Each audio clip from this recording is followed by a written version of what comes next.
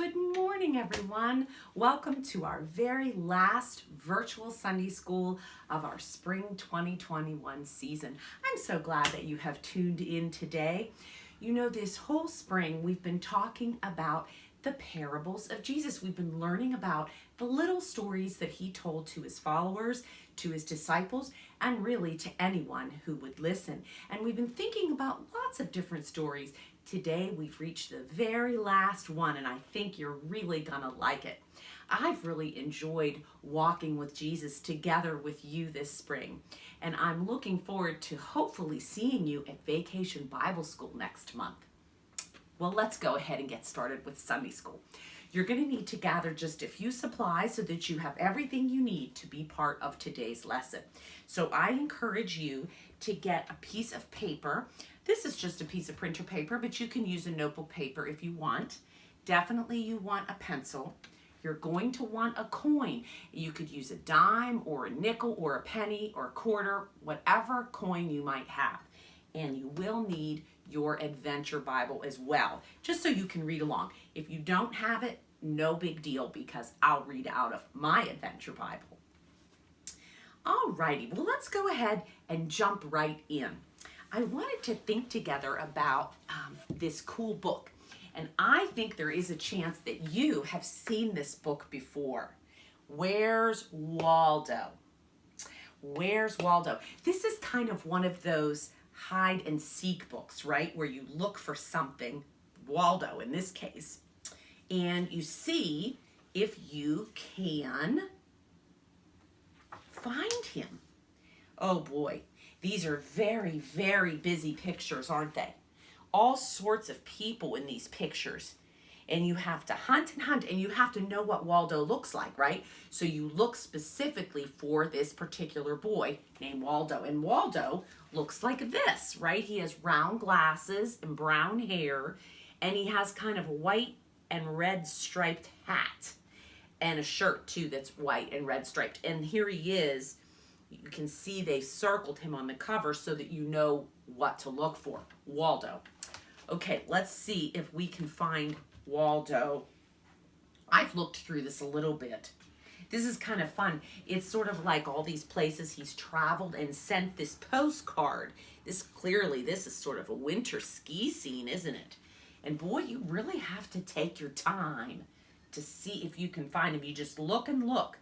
And the funny thing is about this person that draws this Where's Waldo is they put all tricky things in here to try to catch you up so that you won't find. You think you found him, but it turns out you didn't.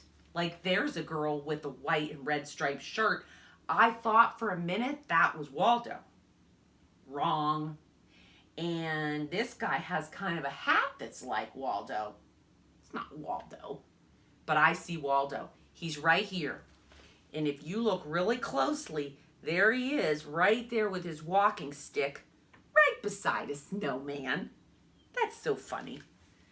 The snowman is skiing currently as well, so that's a little silly. Oh, and this one's neat. This is more definitely like not winter anymore, right? It's summer, and there's all these campers or caravans, tents, and a boat. Oh, I like this. And you just look and look and hope that you're going to find him. I wonder if you can find Waldo if you look. Can you see him? Yep, I do. There he is. But it takes a long time to look. We had another kind of book when our kids were little that was similar to this, but you had to find objects in the picture, all sorts of objects, and you would hunt and hunt and hunt, and that was more of it wasn't Waldo that you were looking for. It was like a truck or a little key or the Christmas ornament, whatever it was. I really like that. Today we're going to think a little bit about things that are lost and found. So let's talk about a lost and found box. I imagine at your school, you probably have a lost and found. We have one here at the church because you wouldn't believe the things people leave behind. And you know at school how things get lost. Sometimes they're left maybe in the cafeteria, or maybe if you stay after school one day for band and then you forget your jacket, or maybe you drop something and it's lost. And if you find something, let's say you find that jacket or you find something on the ground, you take it to the box and put it in there.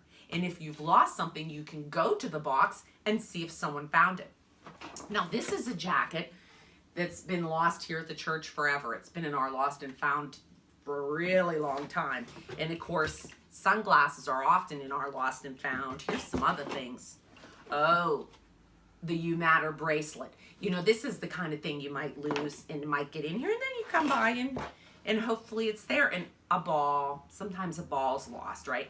Well, I think a lost and found's kind of neat because it's a way that things that are lost can find their way home, and things that are found can find their way back to whoever needs them. So Jesus has a whole story about something that is lost and then found. In fact, he has a lot of stories about that, and we're going to talk about that too. But if we were all together, besides looking at our Waldo book, I'm thinking we might also play a game with this. I don't know if you can see what this is. It's old-fashioned. It's called a thimble. This is actually a really old thimble. And there's a game called Hunt for the Thimble or Search for the Thimble. It's kind of hard to say. Hunt for the Thimble. And really, you could use anything to play this game. A lot of times people will play it with a sticker or with a coin or with some object. And what you do is you hide it in the room. No one sees where you hid it. And then everybody comes back into the room and they hunt for it. I bet you've played this game. It's kind of a good indoor game to play when it's snowy or whatever. But in the old days, they used to hunt for the thimble. So if we were all together and you were here, I would hide this thimble. And then the coolest part that I like the most is hot and cold, right? So if someone's getting close to where I hid the thimble, then I might say, hot, you're getting warmer, you're getting hot, getting super hot. And if, let's say, you wandered in the wrong direction, I might say cold, very cold, freezing, right? Just so you would know that meant that you were closer or farther away from the thimble or whatever I hid. So sometime, hopefully, we'll get to play that game. We'll have to see. Well, I'm going to tell you one time I lost something that was really important to me. And I'm wondering if you can think about a time that you lost something important or special. Sometimes people leave behind a special stuffed animal or like a blanket that you like to sleep with.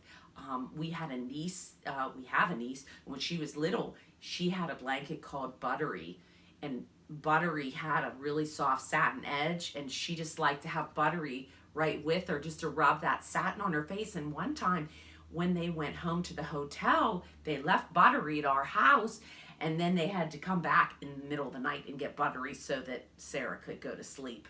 We all have special toys like that, but it's really rotten when you lose them. Well, I happened to lose this special pair of hiking boots, and I could not find them, no matter where I looked. And we had moved, and I went through all sorts of boxes, suitcases, etc. I could never find them. And then, years later, we moved again.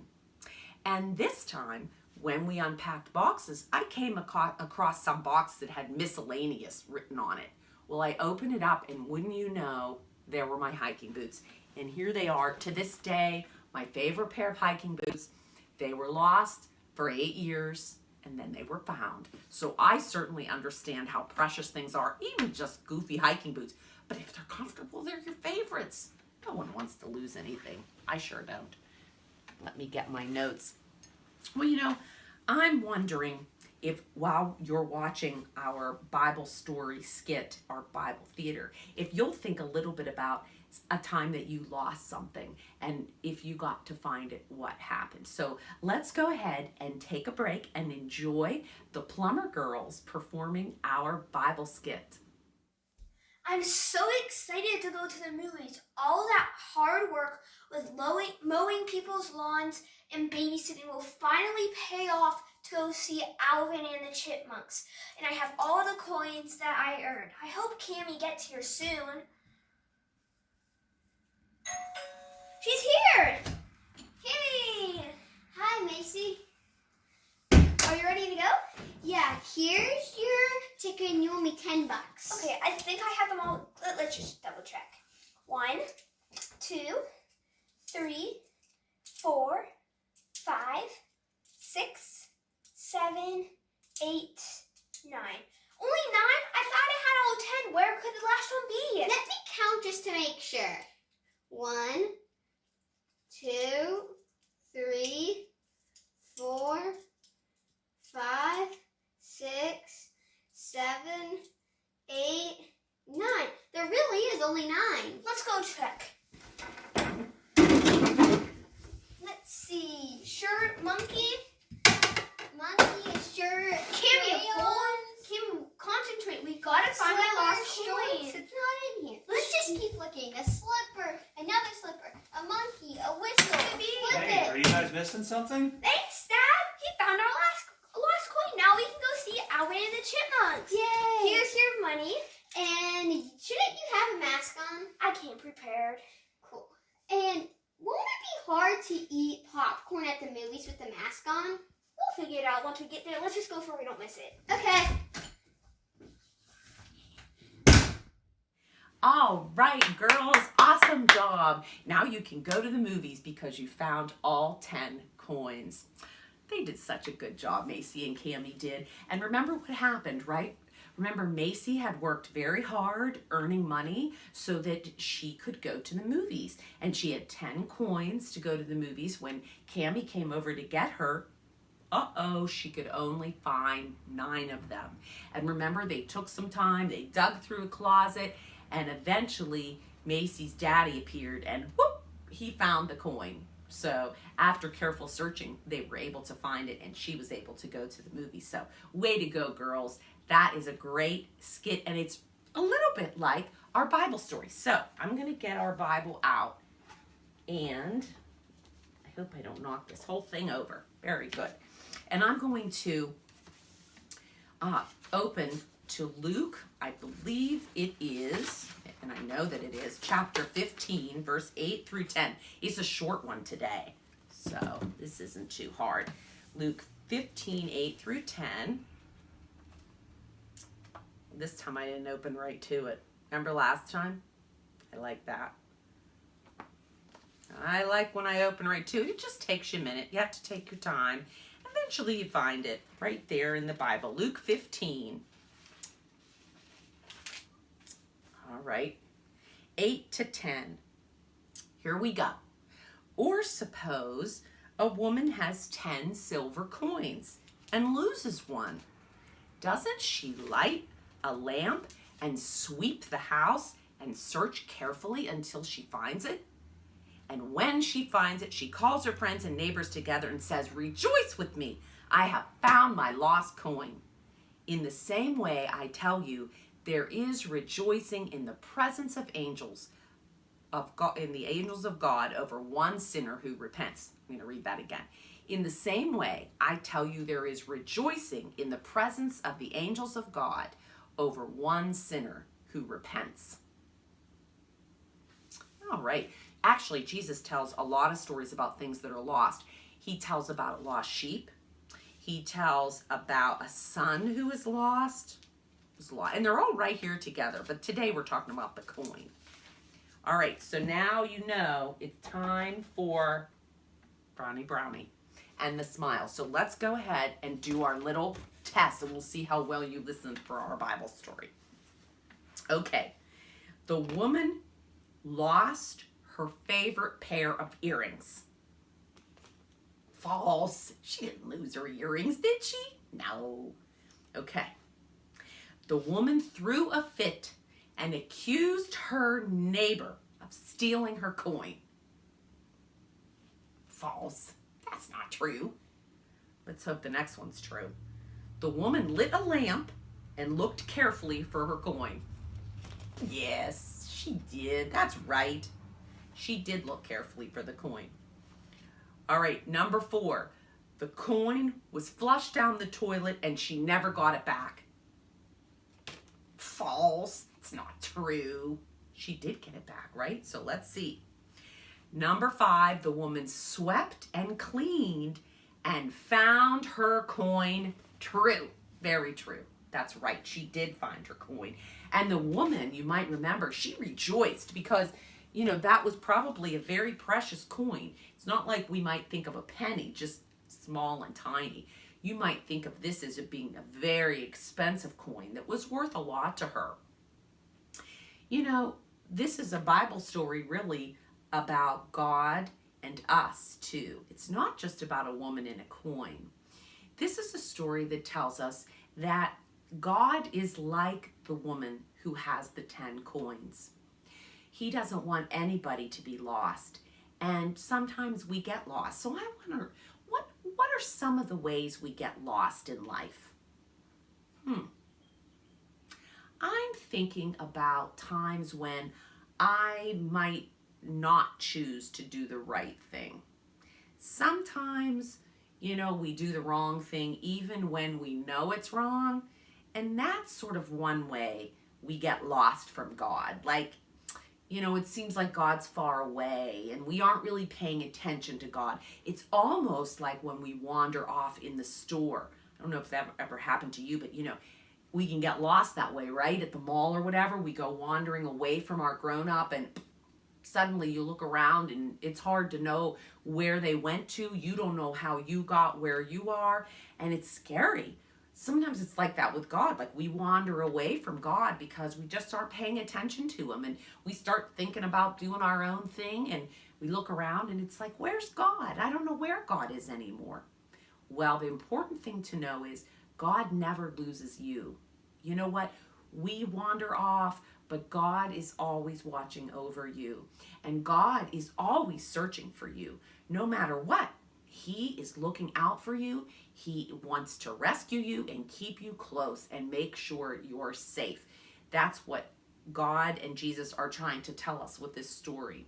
And when we come back to God, when we are searching for God, oh my gosh, God is so happy to find us. You know, it says in the Bible, the part I stumbled over, that, you know what, the angels rejoice when one who was lost is found. God is so happy when we come back into his purse, so to speak, when we come back close to God, and God knows he's watching over us like 10 coins in his palm. There we sit, precious to him. I have a little final craft that I'd like to do together. And it's not hard at all. It's easy to do. I may or may not do that well with it, but we'll try, won't we? And it's easy. I want you to try this. Uh-oh, now I put my pencil right in the lost and found box, but I found it. Okay, I like this craft, and I think you're gonna like it too. I thought it worked better with a dime. But you can use any coin you want. And I got this clipboard because it's nice to have something underneath my paper. I am going to make a coin rubbing. Try it, okay? So I am going to put it under the paper, my coin, and I'm sort of just coloring over top. Oh yes, this is coming out pretty well. You can use the pencil. That's what I'm using. And you see, it makes sort of like a circle and makes a good little coin mark. You can see the coin. I'm going to do this. I'm going to do it 9 times. You'll see why that makes sense. Okay, that's my number 2. Go ahead, you just keep moving your coin. You got to kind of hold your paper down or the coin slips and slides. Oh, this one's good because the face is showing a little bit. There's 3. I have 3 done. I'm going to just move it around. And I'm going to put them all together in the same area, and you'll see why in a minute. So this is coming out good. See how I have 4 now? Okay. I'm going to just keep at it. I'm going to kind of put it close to the other one. Oh, I like this one's looking really good. I like how it's coming out. That's number 5. Okay, I'll do 6 over here. Just keep moving it. Keep doing it. And you've got to do 9 of them. It takes a while. 1, 2, 3, 4, 5, 6. Now that you know that if you have 6 of them and you need 9, you need 3 more, right? You're going to like this. I think you're really going to like how this looks because it's kind of cool. One time when we went to this place in Canada called Provincial Park, it had all these things that you could do these rubbings with, and they were from it's called Petroglyphs Park, and you could take your paper and your it's like a scrapey thing like this. I don't know whether it was a pencil or what we used, but you could like color them onto paper like this, and it was like these rubbings. I really, really like that. And then you feel like you're getting to know these people that lived long ago by making a copy of their artwork. It's kind of a copy, isn't it? Okay, now I'm going to count because I'm running out. I'm not paying attention. 1, 2, 3, 4, 5, 6, 7, 8, 9. 1, 2, 3, 4, 5, 6, 7, 8, 9. Uh-oh, I made 10. That's okay. Here we go. The point of this is I'm making a purse around it. So I'm just going to leave my 10th one out. Oh yeah, this is kind of cute. You may not carry a purse. That's okay. You don't have to carry a purse to make this good. You might have a coin purse. I'm going to make it like a little button on here. Oh, I'll show you this in a minute. Here. See? I just made like a big U and then like a little U. That's the flap of the purse. The top, there's the button just to latch it, right? And there's the straps. 1, 2, 3, 4, 5, 6, 7, 8, 9. Remember, but one coin was outside the purse and was lost. But God found it, the lady found it by searching carefully, by lighting her lamp, and by cleaning and sweeping. She found that coin, just like Cammie and Macy did. And then all 10 were back. So I'm going to write on here G, a big G, capital, little O. I'm going to make a little D, God. Then I'm going to put an F, O, U, N, D. M, this is a new word, M-E. That's probably a word you know. Look at that. G-O-D, F-O-U-N-D, M-E. God found me. See, I was like this coin, and so are you sometimes. But God is always searching for us, and God finds us because we're precious to Him. No doubt about it, and I don't want you to ever forget that. No matter what, even if you have a bad day, God's on your side. So I invite you to make yourself this coin purse and hang it up and tell your grown-up, God found me. And even if you have a lost day or a stinko day when you feel lost, God's always looking for you like a precious coin. All right, sweet peas, I'm going to go ahead and close us in prayer, and then we'll wrap up, and hopefully, like I said, I'll see you at VBS. Let's pray together. God, we do thank you for always searching for us, no matter what, that you are always looking to find us when we're lost. You turn on the light and you sweep with the broom and you look for us when we're having a bad day or when we're far from you or when we've just wandered off. God, thank you for seeking us and for finding us and for keeping us close. I pray for each person watching today that you would convince them, Lord, how much you love them and how precious they are to you. Help them be filled with a sense of worth in your sight. Be with each of us and all of us. In Jesus' name we pray. Amen. Thanks again for being part of our virtual Sunday school, and we'll see you next time. Take care.